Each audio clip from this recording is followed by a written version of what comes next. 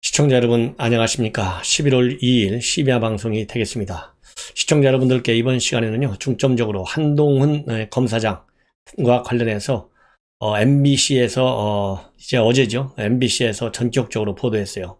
이 마치 김봉현 씨의 옥중 편지에 나오는 인물 중에 하나가 한동훈인 것처럼 MBC에서 보도해서 많은 파장을 야구하고 있고요. 이 자정 직전에 이 한동훈 검사장, 이거는 왜곡 보도다, 본인한테 확인도 안 하고 이런 걸 보도하는 거 반드시 법적 책임을 추구하겠다, 강력히 지금 반발하고 있습니다. 그리고 청주지검에서 조사를 받고 있는 민주당의 정정순 의원에 대한 구속영장이 전격적으로 청구가 됐습니다. 그래서 사실상 제가 보기에는요, 이 정정순 의원직 날아가는 것이 거의 확실해져 가고 있습니다. 그래서 민주당 의원으로서는 처음으로 이제 의원직을 상실할 위기에 처한 인물이 아닌가, 이런 생각이 들어요. 그래서 이 두 가지 내용을 중점적으로 여러분들께 보도해 드리도록 하겠습니다. 바로 이 내용이 굉장히 중요하고 또 시급하기 때문에 제가 심야 방송을 통해서 여러분들께 전해 드립니다. 먼저 어제죠, 전격적으로 12명의 차관급 인사를 문재인 대통령이 단행했어요. 그래서 이제 연내 개각 작업에 속도가 붙은 것이 분명하다. 그래서 이번 국회에서도 문재인 대통령이 이 청문회 관련 법을 개정해달라 이렇게 요청을 했는데, 제가 보기에는 이미 검증 과정에서 문재인 대통령이 이제는 마지막 개각 아니겠습니까? 그러다 보니까 꼭 챙겨야 할 인물들이 있는데, 그 중에는 청문회 통과가 어려운 사람이 있어요. 근데 뭐 여태까지 다 청문회 무시하고 다 임명했는데 왜 갑자기 청문회법을 들고 나왔는지, 이것은 이제 여론 관리가 내년 시장 선거, 내후년도 지방선거를 앞두고 굉장히 중요해졌다, 이것을 뒤늦게 깨닫는 것이 아닌가, 이런 생각이 들고 있고요. 그래서 현재 언론 보도를 보면 개각, 이제 그동안에 쭉 얘기했던 대로 원래부터 출범 초기부터 있는 원년 멤버들, 박능후 복지부 장관, 김현미 교통부 장관, 그리고 강경화, 이런 사람들이 거론되고 있고, 박영선은 이제 다음 보궐선거와 관련해서 교체될 가능성이 큰 것으로 알려지고 있습니다. 그리고 이제 홍남기, 이훈에도 지금 추미애 전부 거취가 관심 사항으로 되어 있다. 그리고 노영민 비서실장과 정세균, 이것은 시차를 두고 교체될 가능성이 큰 것으로 그렇게 점쳐지고 있습니다. 그 다음에는 이제 정정순 의원의 구속영장 청구, 정치 생명이 사실상 끝나는 것이 아니냐, 이런 말씀을 드릴 수가 있는데요. 정치자금법, 개인정보보호법, 그 다음에 공직선거법 위반 혐의로 구속영장이 청구가 됐고요. 그리고 어제부터 연속 이틀간에 걸쳐서 완전히 강행 조사를 받았습니다. 그래서 일단 이번에 구속영장이 받아들여지면 국회의 별도의 동의 절차 없이 바로 구속되는 것으로 그렇게 지금 알려지고 있어요. 그 이유 중에 하나는 바로 뭐냐면, 대법원에서 이런 판례가 있다고 합니다. 그러니까 인신구속 사무의 처리에 관한 예규, 판례가 아니라 예규에 따르면 국회의 체포 동의를 받아서 그 영장을 발부한 이후에 청구된 구속영장에 대해서는 동의를 요구하지 않아도 된다, 이렇게 명시되어 있다고 합니다. 그래서 별도의 절차 없이 이 이 영장 실질 심사를 통해서 구속 여부가 최종적으로 이제 결정이 난다, 이렇게 되어 있고요. 지금 이 정정순 의원의 경우에는 그야말로 회계 책임자가 직을 걸고 고발을 했어요. 그래서 본인이 만약에 300만 원 이상의 벌금을 받게 될 경우는 본인은 항소도 하지 않겠다, 이 정도로 강한 신념을 갖고 있고, 이번 날 세워서까지 조사를 받는 동안에 대질신문까지 했고요. 모든 자료들, 즉 휴대전화라든가 컴퓨터 관련 자료, 그리고 이 녹취록까지도 전부 이 회계 책임자가 검찰에 제출했어요. 그리고 대질신문까지 했고, 이런 걸로 본다면, 그리고 지금 현재 관련 인사들 7명이 공직선거법 위반 등의 혐의로 이미 기소돼서 재판을 지금 받고 있거나 아니면 재판 바로 직전 상황까지 나와 있습니다. 그렇기 때문에 유죄 판결이 굉장히 유력시 될 것으로 그렇게 보고 있어요.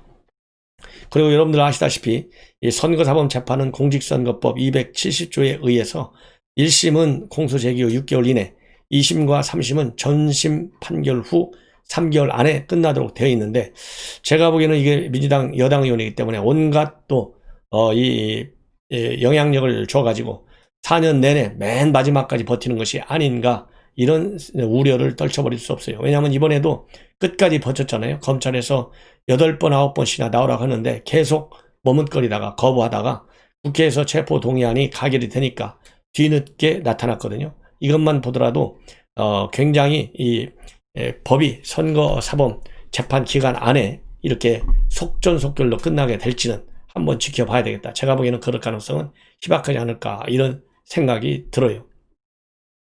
그래서 지금 현재 정 의원 측에서는 이 변호사 호하 변호인단을 꾸민 것으로 그렇게 알려지고 있어요. 검사와 특별검사 출신 3명으로 변호인단을 꾸렸고, 청부지검의 부장검사 출신을 법률 대리전으로 이미 지금 선정을 해서 방어에 나서고 있다. 참고적으로 이 정 의원의 경우에는 지난 총선과 관련해서요, 회계 부정 혐의, 그다음에 청주시 의원으로부터 불법 정치 자금을 수수한 혐의, 자원봉사센터 회원 정보를 부정 취득해서 선거에 이용한 혐의, 이런 거를 받고 있습니다. 그래서 그동안에 8차례 걸쳐서 소환 요청을 받았지만 전부 거부하다가 28일 날 체포 영장을 청구함으로써 청구했고, 그리고 지난달 29일 날 국회가 체포 동의안을 표결 처리함에 따라서 뒤늦게 이렇게 이제 구속 영장이 청구됐다, 이런 말씀을 드립니다.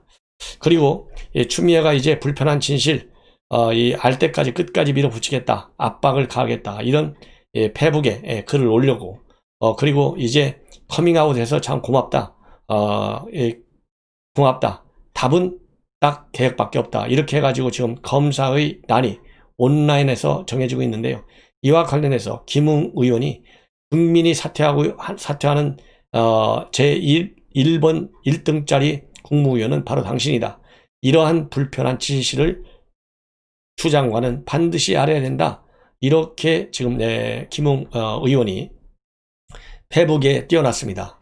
그럼에도 불구하고 지금 현재 이 검난, 이번 주 이제 월요일이잖아요. 오늘 날 세면 제가 보기에는 이 검사에 난 온라인 활동 대대적으로 더 강화될 가능성이 상당히 크다. 더군다나 말이죠, 지금 현재 추미애 의원의 장관의 경우에는 특수부 검사들을 특수부 검사들이 그동안에 할 만큼 하지 않았느냐, 권력과 결탁해서, 이게 추미애 생각 아니겠어요? 그래서 추미애가 우대하겠다는 검사는 형사부 검사들, 공판부 검사들을 우대하겠다, 이렇게 해서 검찰 개혁까지 지금 강행하고 있어요. 그러다 보니까 그동안에 이러한 검찰 개혁안에 관해서 도대체 현실을 알고 이게 이렇게 개혁을 추진하는 것이냐, 탁상 공론에 불과하다, 도대체 그 이유가 뭐냐, 이런 이 개혁안을 둔 검사들의 반란이 그동안에도 계속돼 왔어요. 그래서 사실상 이번 인사에서도 형사부 검사들이 좀 우대받는 그런 인사를 한 것으로 평가를 받는데, 그렇게 형사부 검사들 마저도 지금 추미애의 이러한 이 강압적 인사 정책과 강압적인 이 검찰들의 이 불만에 대해서 강압적으로 나온 태도에 관해서 상당히 비판하고 있다. 특히 옵티머스 이 무혐의와 관련해서 이 중앙지검장 윤석열 총장이 중앙지검장 할 때 옵티머스를 무혐의 처리한 것과 관련해서 뭔가 비리 의혹이 있다, 이거를 이유로 해서 감찰을 지시했지 않습니까? 이러한 감찰을 지시한 이후에 형사부 검사들마저도 이런 온라인상, 즉 검찰 내부망에 대해서 반란하는데 동참하고 있는 것이 굉장히 새로운 특징 중에 하나다. 이렇게 지금 현재 보도가 되고 있고요. 그래서 그렇다고 한다면 이게 과잉수사를 하는 것이냐, 도대체 뭐냐, 고민 없는 지시에 관해서 지금 검찰 내부가 난리가 났습니다. 그러면서 예를 들자면 형사부는 기본적으로 고소고발, 수사 의뢰된 사항에 대해서 당사자의 의견을 듣고 그 범위 안에서만 수사하는 게 원칙이다.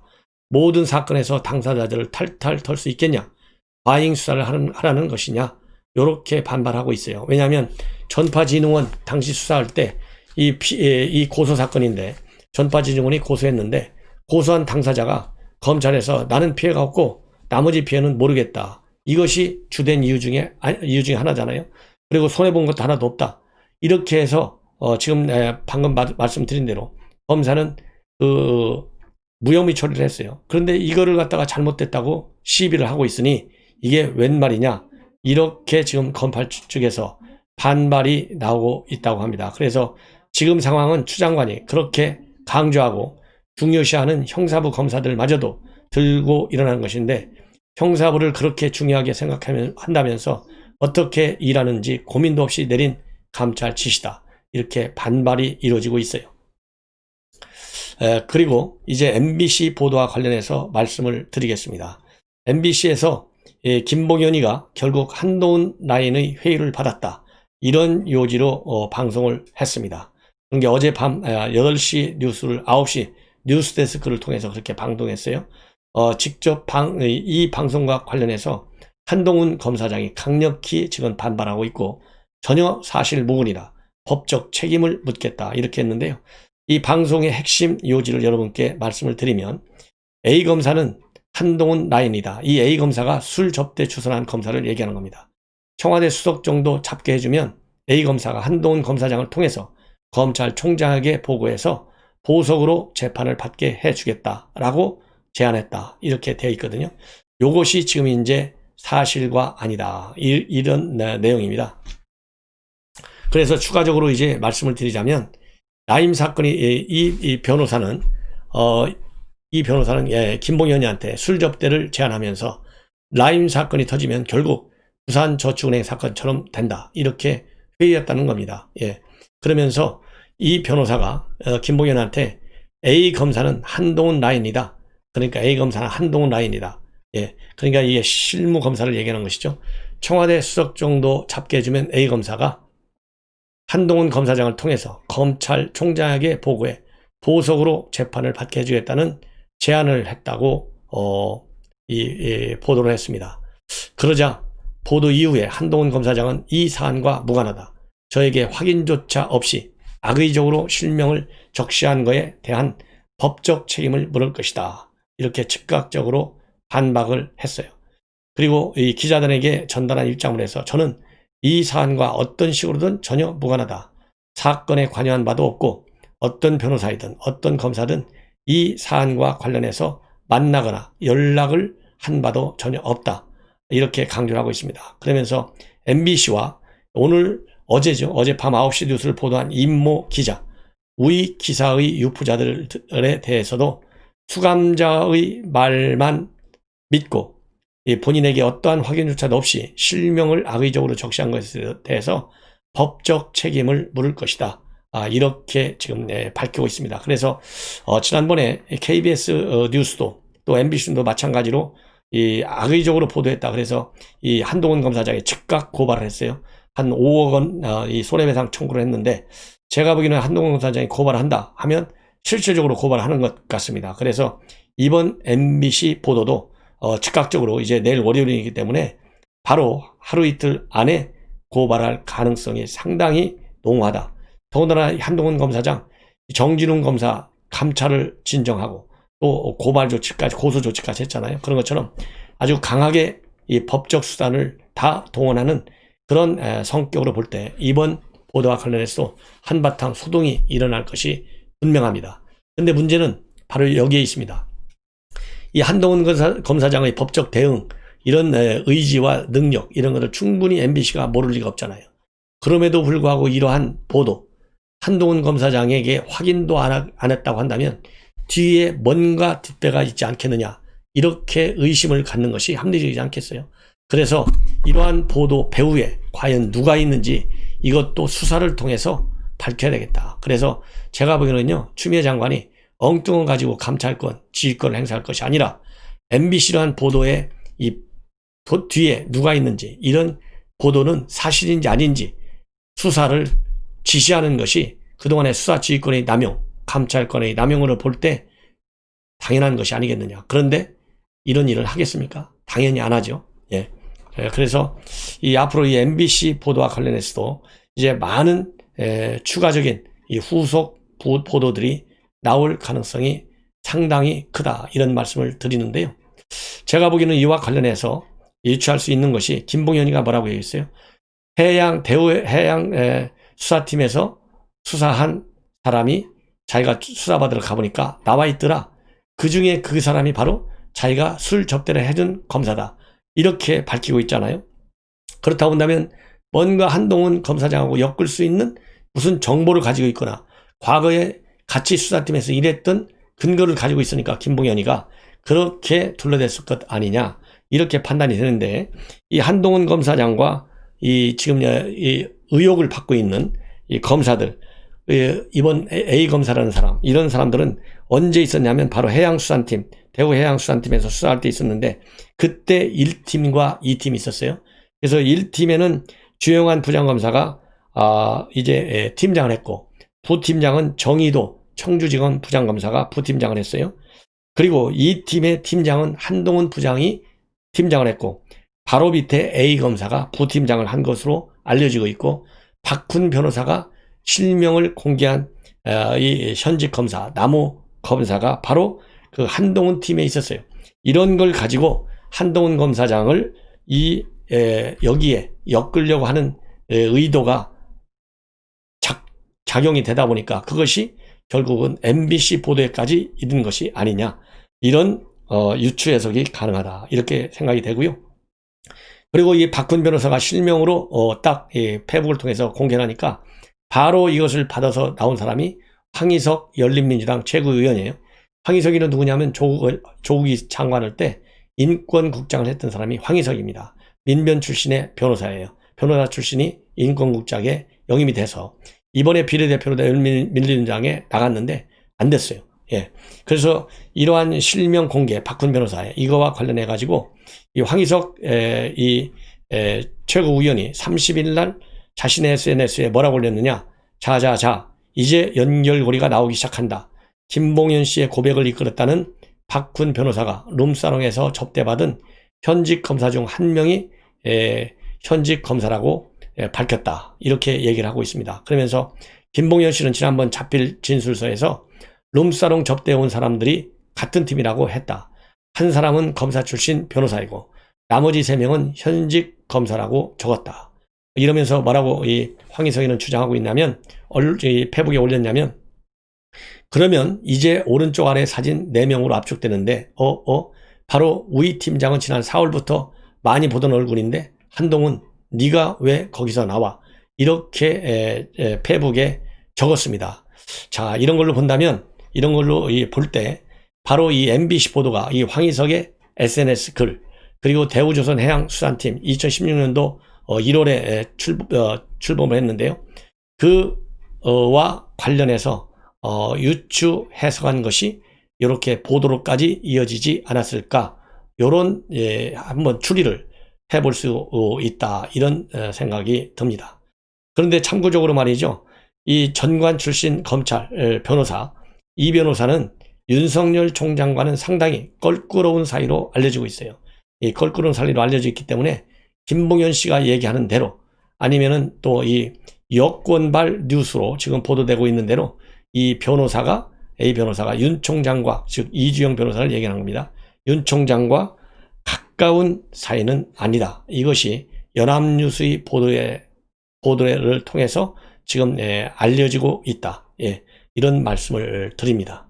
시청자 여러분, 이렇게 해서 오늘 밤 심야 뉴스를 마칩니다. 그래서 내일부터는요, 이번 MBC 보도와 관련해서 한동훈 검사의 대응 동향, 그리고 후속 언론 보도 동향을 중심으로 해서 이제는 기어이 이번 이 김봉현 사건과 관련해서 윤 총장 하나만을 엮어가지고 감찰권까지 지금 행사되어 있는 상황이 아니겠습니까? 수사지휘권까지 발동되어 있고, 그런데 여기에 윤석열 총장의 측근으로 알려져 있는 한동훈 검사장을 다시 추가적으로 끼워서 윤 총장과 한동훈 검사장을 한 세트로 몰아붙이려고 하는 의도가 어디선가 지금 노골화되고 있다.